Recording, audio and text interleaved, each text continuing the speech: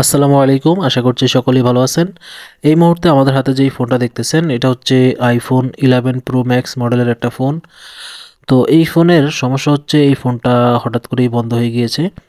এটা একজন টেকনিশিয়ান ভাই আমাদের শপে নিয়ে আসছেন এই ফোনটাকে রিপেয়ার করার জন্য। তো যেই টেকনিশিয়ান ভাই নিয়ে আসছেন উনি হচ্ছে এটার ডিসপ্লে খুলে সব কিছু আলাদা করে নিয়ে আসছেন, শুধু মাদারবোর্ডটা এবং ডিসপ্লেটাও আলাদা করে নিয়ে আসছেন। কারণ উনি হচ্ছে ডিসপ্লেটা খুলে আপনার মাদারবোর্ডটা চেক করেছেন যে মাদারবোর্ডে শর্ট রয়েছে। তো আজকের এই ভিডিওতে আমি আপনাদেরকে দেখাবো যে আইফোনের যেই শর্টগুলা এগুলা কিভাবে ধরতে হয়, বা এই শর্টগুলা সাধারণত কোথা থেকে হয়, কিভাবে আপনারা শর্টগুলা চেক করবেন, বের করবেন, এই সকল বিষয়গুলো আজকের ভিডিওতে আপনাদেরকে দেখানোর চেষ্টা করব। তো ফার্স্টে আমি পাওয়ার সাপ্লাইয়ের কানেকশান এখানে লাগিয়ে দেখে নিলাম এবং এখন আমি আপনাদেরকে দেখাবো মাল্টিমিটারের মাধ্যমে কীভাবে আমরা এটার যেই ডায়োড ভ্যালু আছে এই ডায়োড ভ্যালুর মাধ্যমে আমরা শর্টটা চেক করি। তো ফার্স্টে আমি প্লাসটা গ্রাউন্ডে ধরে এবং মাইনাস পয়েন্টটা আইফোনের মাদারবোর্ডে ধরে দেখলাম যে প্লাসের রিডিংটা মোটামুটি ঠিক দেখাচ্ছে, কিন্তু আমরা যখন প্লাসটা প্লাসে ধরি এবং মাইনাসটা মাইনাসে ধরি তখন এখানে একটু অ্যাবনর্মাল ভ্যালু আছে। এখানে দেখতেছেন 1000 ভ্যালুর আশেপাশে দেখাইছে, কিন্তু এই 11 প্রো ম্যাক্স এখানে আপনার এইভাবে ধরলে হচ্ছে এখানে দেখাবে 2000-এর কাছাকাছি। তো এখানে একটা শর্ট আপনার ভ্যালু আমরা ডায়োড মোডে পেয়ে গেলাম। তো এরপরে হচ্ছে আমরা আরেকটা চেক করব, সেটা হচ্ছে পাওয়ার সাপ্লাইয়ের মাধ্যমে। তো পাওয়ার সাপ্লাইয়ের মাধ্যমে চেক করার জন্য আমরা গ্রাউন্ড যেটা সেটা গ্রাউন্ডে কানেক্ট করলাম এবং পাওয়ার সাপ্লাই যে প্লাসটা সেটা আমরা ব্যাটারির পজিটিভে কানেক্ট করলাম। তো এখানে দেখেন অটোমেটিক 1100-র কাছাকাছি রিডিং নিচ্ছে, 1.2, হ্যাঁ, মানে 1200, 1100-1200 এর কাছাকাছি অটোমেটিক কিন্তু নিয়ে যাচ্ছে কোনো প্রকার পাওয়ার কি প্রেস করা ছাড়াই। তো যখনই এরকম আপনার হচ্ছে ব্যাটারি কানেকশন লাগাইলে বা পাওয়ার সাপ্লাইয়ের কানেকশন লাগাইলে ফোন গরম হয় এবং পাওয়ার সাপ্লাইয়ের কানেকশন লাগাইলে এখানে অটো রিডিং উঠতে থাকে, তখনই আমরা বুঝে নিই যে এখানে কোথাও না কোথাও সার্কিটে শর্ট রয়েছে। তো এই 11 প্রো ম্যাক্স এই যেই মডেলের এই ফোনটা মাদারবোর্ডটা এইটা হচ্ছে ডুয়েল পার্ট অ্যাপেলের। আপনারা জানেন যে আইফোনের এক্স থেকে শুরু করে আপডেট যেগুলো মডেল রয়েছে সবগুলোই হচ্ছে এরকম ডাবল লেয়ারের। এক্স আর যেটা সেটা সিঙ্গেল, বাকিগুলো হচ্ছে আপনার এরকম ডাবল। তো আজকে আমরা এই ডাবল লেয়ারের যেটা সেটাকেও আমরা হচ্ছে আলাদা করব এবং আলাদা করে এটার যেই বোর্ড মাদারবোর্ডে মেইন বোর্ডে আমরা কাজ করব। তো এখানে আমরা হচ্ছে ক্যামেরা কানেক্টরের যেই রাবারগুলো থাকে এই রাবারগুলোকে আমরা খুলে নিচ্ছি ফার্স্টে, কারণ হচ্ছে এগুলা যখন আমরা সেপারেটরে দিব তখন অনেক সময় দেখা যায় যে এগুলা গলে গিয়ে কানেক্টরে প্রবলেম করে। তো সেজন্য আমরা এগুলা হচ্ছে ফার্স্টে রিমুভ করে নিচ্ছি। এই মুহূর্তে আমরা আমাদের যে সেপারেটর রয়েছে সেপারেটরটার মধ্যে আমরা এই আইফোন 11 প্রো ম্যাক্সের মাদারবোর্ডটাকে রেখে দিয়েছি।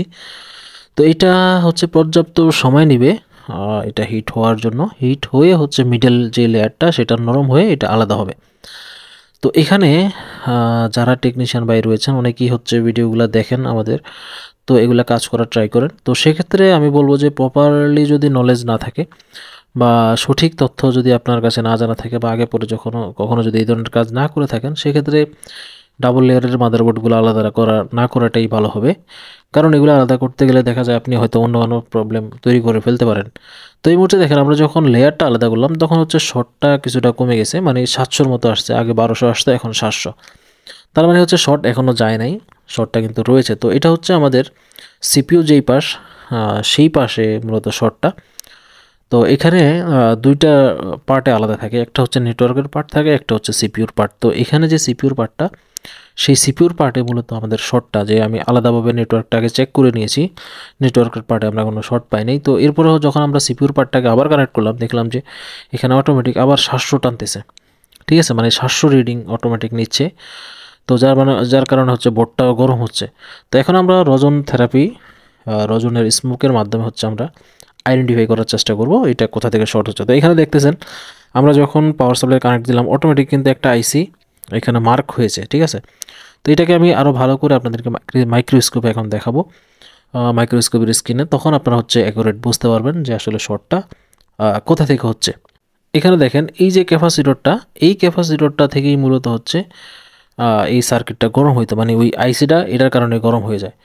তো আমরা হচ্ছে এই ক্যাপাসিটরটাকে আমরা এখন রিমুভ করে দিতেছি এবং রিমুভ করে আমরা হচ্ছে পুনরায় আবার চেক করব যে আমাদের যেই ফোনের সমস্যাটা মানে অটো রিডিং বা শর্ট, এই শর্ট সার্কিটটা ঠিক হয়েছে কিনা। তো এখন আমরা হচ্ছে আবার পাওয়ার সাপ্লাইয়ের কানেকশন করতেছি, যেমনটা আপনারা দেখতেছেন মাইনাসটা মাইনাস পয়েন্টে এবং হচ্ছে প্লাসটা আমরা ব্যাটারির প্লাস পয়েন্টে আমরা সংযোগ করে আমরা দেখতেছি। এখন দেখেন আমাদের এখানে কিন্তু অটোমেটিক রিডিং আসতেছে না, ঠিক আছে, মানে আমাদের যেই সমস্যাটা সেটা সমাধান হয়ে গিয়েছে। তো এখানে দেখেন আমরা হচ্ছে এখন ফোনটাকে অন করব এবং অন করে আমরা দেখার চেষ্টা করব ফোনটা এখন ঠিকঠাক মতো অন হচ্ছে কিনা, কারণ শর্টটা আমরা রিমুভ করেছি। এখন হচ্ছে আমাদেরকে ফোনটাকে অন করতে হবে, অন করে আমাদের এটার যেই সিস্টেম রয়েছে সেটা আমাদের চেক করতে হবে যে ফোনটা ঠিকঠাক মতো রান হচ্ছে কিনা। তো এখানে দেখেন আমরা পাওয়ার কি যেটা রয়েছে, পাওয়ার কিটাকে আমরা টুইজারের মাধ্যমে পাওয়ার প্রেস করতেছি এবং দেখেন এই যে আমাদের যে পাওয়ার সাপ্লাই সেখানে রিডিং কিন্তু উঠতেছে। দেখেন এখানে রিডিং উঠে গেছে, মানে এই ফোনটা নর্মালভাবে চালু হয়ে গিয়েছে।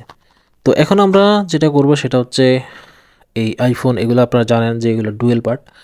তো এখন হচ্ছে এই ডুয়েল পার্টটাকে আবার হচ্ছে আমাদের পুনরায় আগের মতো অ্যাডজাস্ট করতে হবে। তো এটা করার জন্য আমাদের যেই ডুয়েল লেয়ার রয়েছে লেয়ারগুলোকে আমাদের আবার হচ্ছে রিবোলিং করতে হবে।